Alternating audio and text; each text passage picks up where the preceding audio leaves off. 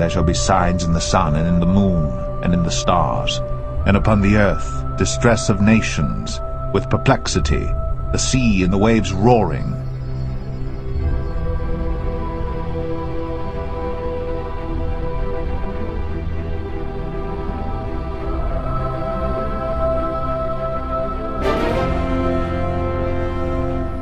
It's the eerie image exploding across social media. A satellite photo of Hurricane Matthew. It sure does look like a smirking skull, especially with that devilish red background. Florida meteorologist Matt Devitt of Wink TV in Fort Myers noticed the spooky likeness. The image is everywhere. Scary skull of Matthew. Skull image of Hurricane Matthew spooks the internet. Eerie face spotted on satellite image.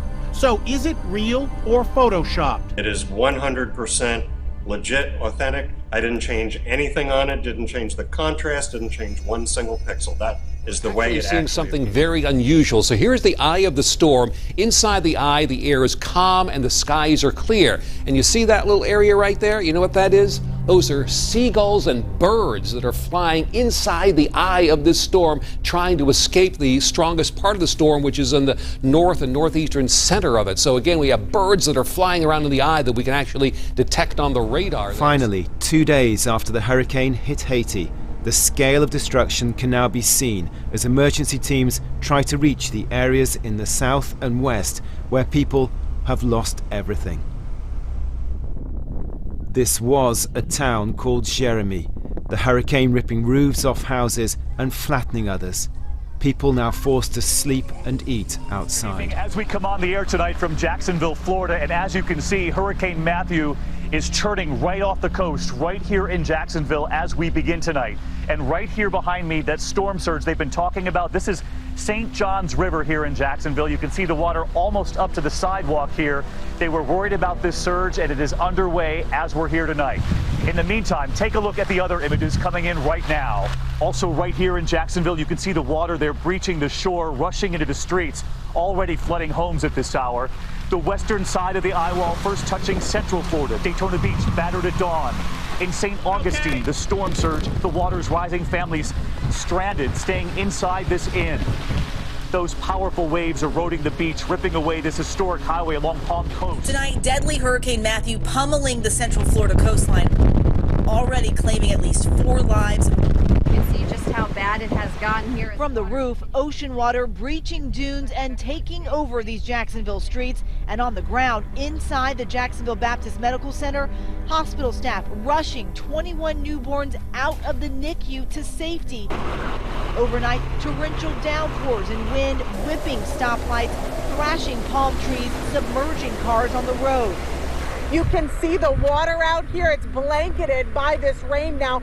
Power lines exploding and breaking under the wind, leaving more than 1 million without power. You can see it also took down some power lines. Those power lines are down all the way down the street here. Here in St. Augustine, Florida, devastating flooding. You can see how strong the winds are and the rain. The water's actually coming over the storm wall there, and we're not even on the beach. Further into town, nearly 24 people, including children, trapped by the rising, raging water inside the Casablanca Inn bed and breakfast. 30 miles south in Palm Coast, Florida, a home security camera captures the moment floodwater barrels towards and crashes into Grant Lynch's glass door.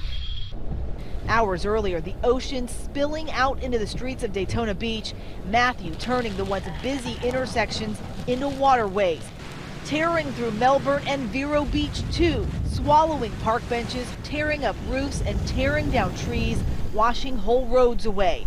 4,200 flights canceled in the U.S., more than 3 million people fleeing their homes as Matthew now sets his sights on Georgia. FEMA officials and the National Guard preparing to provide relief with states of emergency declared in Florida, Georgia, North Carolina, and South Carolina, while authorities up and down the coastline urging residents to continue riding out the storm.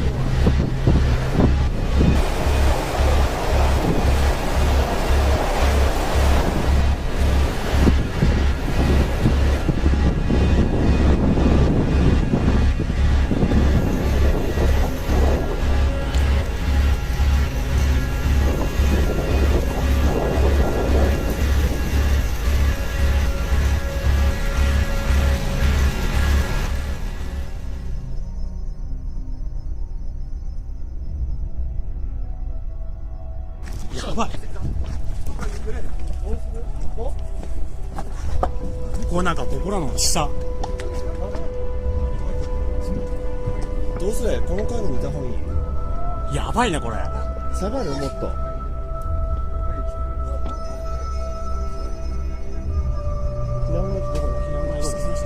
どうしましょう。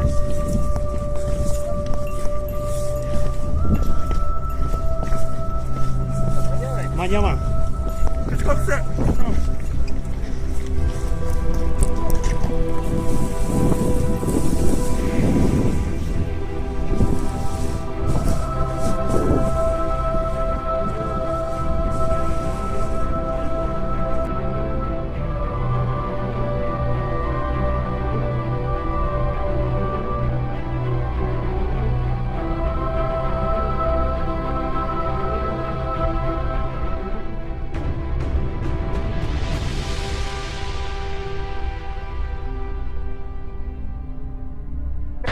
Note 5, did you see it? It was a bright light that lit up the night sky. It was so bright, people as far away as Canada could see it.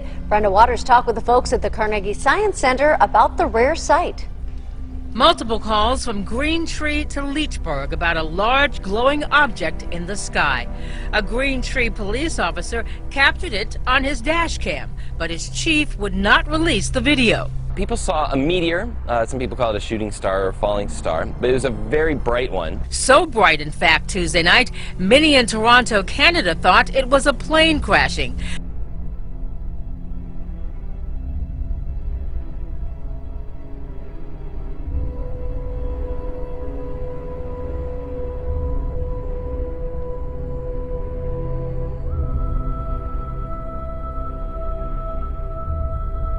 And he causeth all, both small and great, rich and poor, free and bond, to receive a mark in their right hand, or in their foreheads, and that no man might buy or sell, save he that had the mark, or the name of the beast, or the number of his name.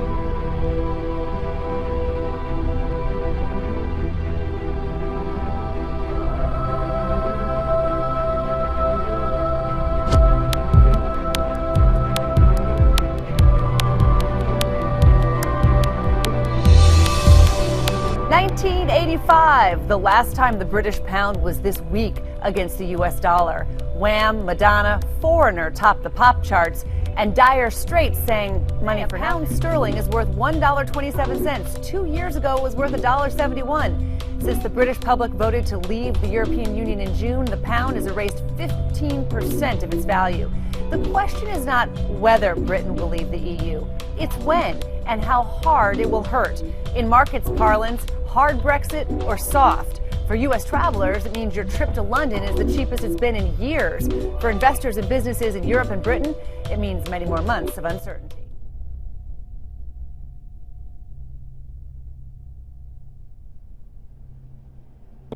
Within days, the Obama administration is set to end the arrangement under which the U.S. government oversees the organization that assigns and coordinates the internet addresses that we all use every day. But 4 state attorneys general have filed lawsuits. They say the transition would violate the U.S. Constitution and, more importantly, perhaps make the internet a much more dangerous place. They are doing so under contract, this organization, with the U.S. Commerce Department. That's been going on for years, right? Yes, since about 1998. Any problems? Untold, I mean, ask Mark Zuckerberg, ask, the guys at Twitter and stuff. Untold wealth, great job creation. We've got an economy that works. We've got a lot of capability. It's, kind of thing. If it's not broke, why are we fixing it? Well, now, when this transfers, it'll transfer to some other body, right? The supervision that we now have, or at least the oversight that we have as a government, will transfer to some international body. What is that? Well, it'll still be ICANN, but what they're going to do then is open up, and they'll be think of the UN for the internet. That's basically what it's going to be. They already have about 111 member countries. A lot of those already being UN member nations, and so they're looking U.S. at being one of those countries. U.S. being one of those countries, but it gets back. The real question is, with that many people, we've seen how effectively the UN works. Will this be effective in terms of how it manages going into the future? Will we be able to protect our interests? More importantly, our .gov, our .mil addresses, and our space in cyberspace. That's one of the 5 domains now: sea, air, land, space. cyberspace level domain server, and so when that happens, they create a record. It's the record of authority. It is what it is. It is absolute. It's the ground truth, and that's why we can trust that when we type in a domain name, a name of something, it translates correctly and takes us to the place. But more importantly, too, takes the place we want to go. But more importantly, for law enforcement, for national security, it means that we also have trust in those records. That when we do investigations, when we're trying to prevent things from happening, that we have trust that those numbers and names are accurate as well. Now there was a measure to stop this from happening, right? And that failed in Congress. Yeah, it was attached to a spending bill. It got cut out of the spending bill, so we're now 24 hours. So we're down to the attorneys general in their lawsuit. Right. Yeah. Where does that stand?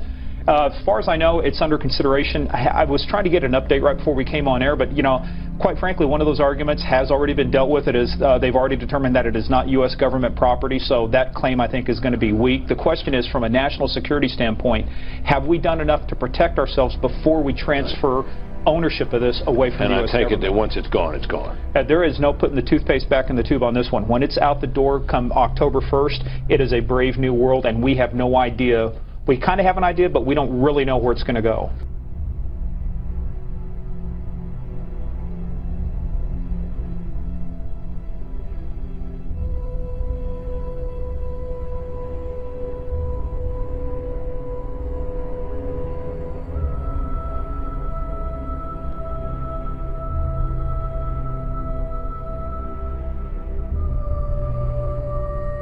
The earth also was corrupt before God, and the earth was filled with violence.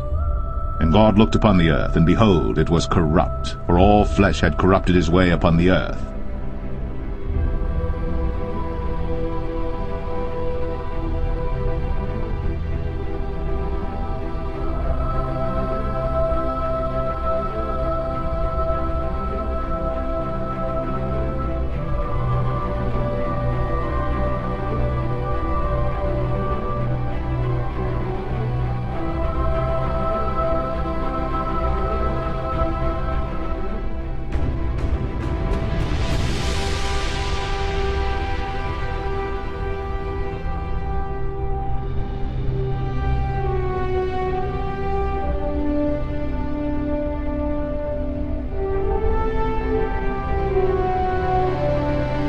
Your son or my son handled classified information the way Hillary Clinton did, they'd be court-martialed. That is absolutely false, and you know absolutely that. And you know true. that, Governor. It's absolutely true. Because the FBI did an investigation. Gentlemen. And they concluded that there was Senator? no reasonable prosecutor who would take it further.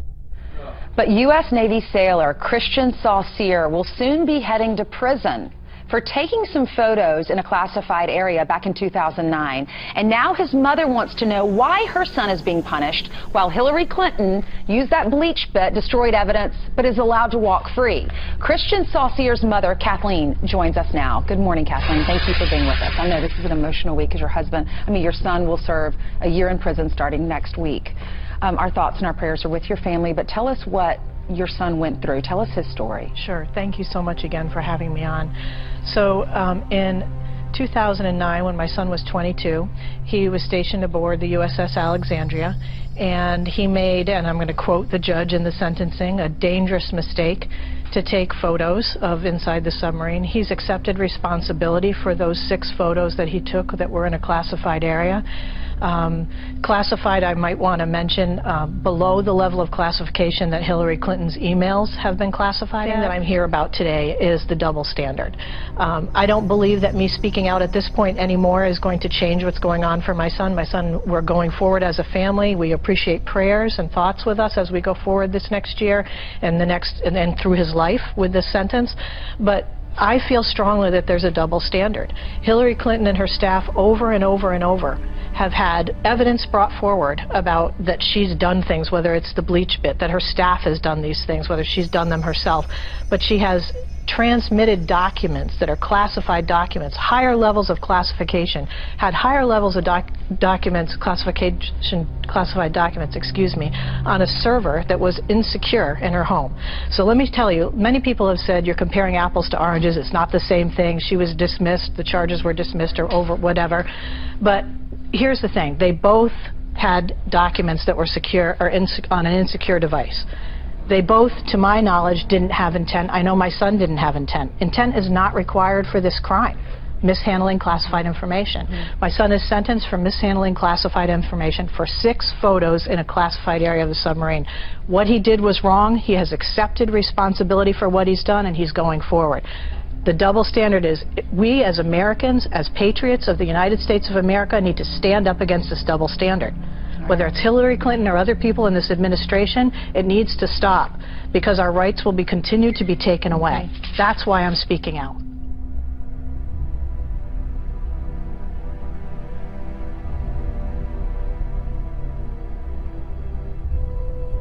Then shall they deliver you up to be afflicted, and shall kill you, and ye shall be hated of all nations for my name's sake.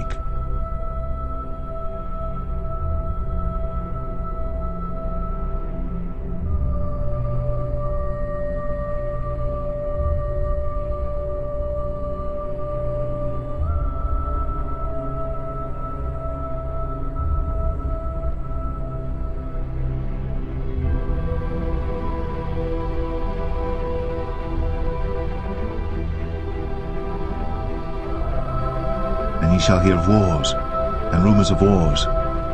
See that ye be not troubled, for all these things must come to pass, but the end is not yet.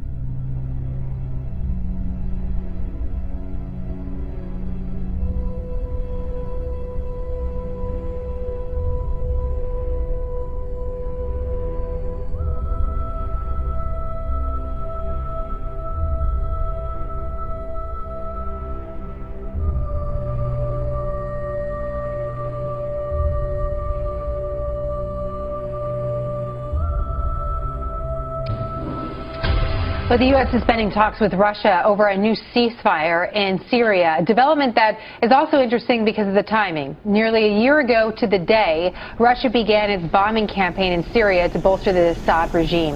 Days after that campaign started, President Obama famously said this. An attempt by Russia and Iran to prop up Assad and try to pacify the population is just going to get them stuck in a quagmire, and it won't work. Well, now negotiations to restart a ceasefire as well as any coordination with Russia in Syria has come to a complete and total halt.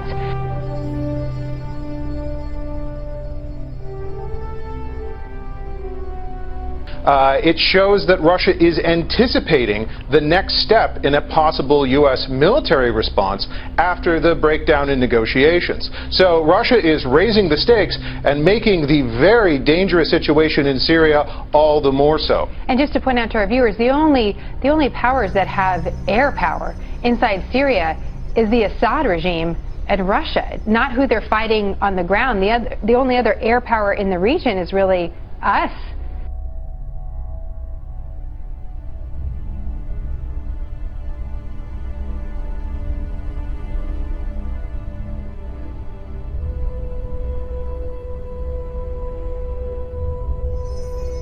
For we wrestle not against flesh and blood, but against principalities, against powers, against the rulers of the darkness of this world, against spiritual wickedness in high places.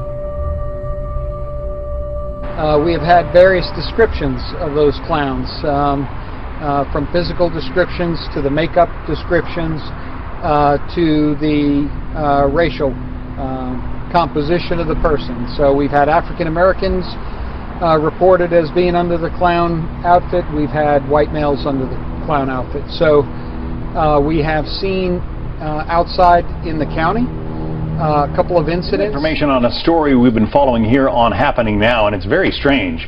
The creepy clown sightings. with police increasing patrols in a North Carolina neighborhood after 2 children reportedly saw a clown trying to lure kids into the woods with treats.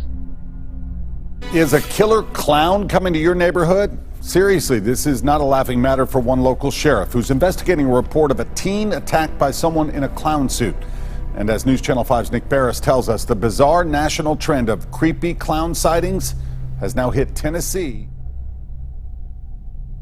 Nothing funny about this. Kids and their parents are concerned about what's happening. These spooks have been seen at multiple schools, and they're now trolling social media, seeing friends, trying to seek them out while making threats at the same time. On social media, there are a lot of residents out there, a lot of citizens that are fed up, and they're saying if when these clowns come onto my property, they're going to get shot.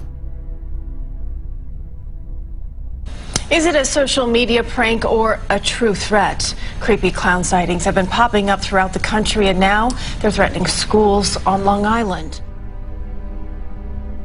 I was shocked and surprised. I didn't know what to think because I didn't know what he wanted. I didn't know why he was messaging me. 13-year-old Ethan Ships is one St. Joseph student who received weird messages from accounts all disguised as clowns, and he's not alone. A couple of my friends have been getting messages from him. The messages said things like, "I'm coming for you and your friends," even going as far as to make a threat to the school district itself. They said they were going to the high schools and they were going to kidnap the kids and kill the teachers walking to their cars and stuff.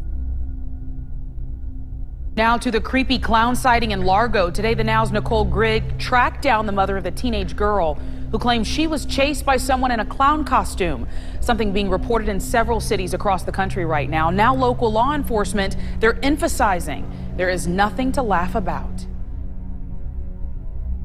Now to those creepy clown threats. A woman claims she was attacked by a man in a clown suit just this morning who then threatened to hurt students and staff at Reading schools. Well, that prompted the district to shut down today. Told police she was sitting outside when a man in a striped suit, red wig, and white clown mask came up to her and grabbed her throat. That's when he threatened students and staff at Reading schools, which prompted school officials to cancel class today.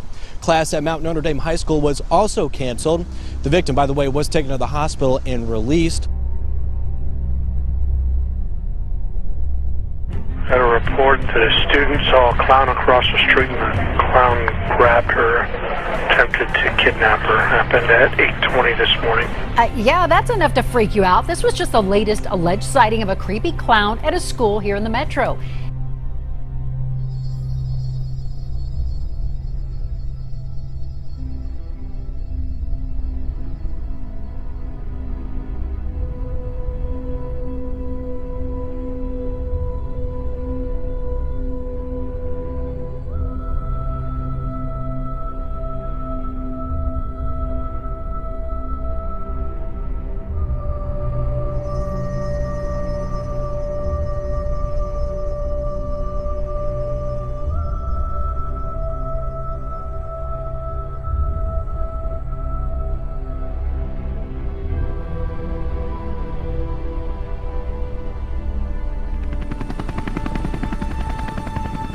An explosion went off just moments ago at a military base outside of Chicago. Peace and security.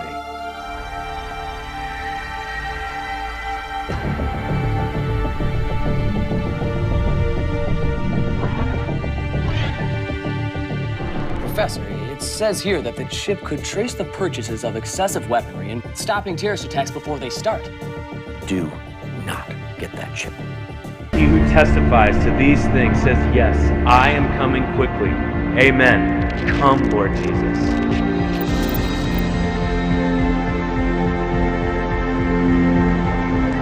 That means he can come back at any moment. He can come back right now.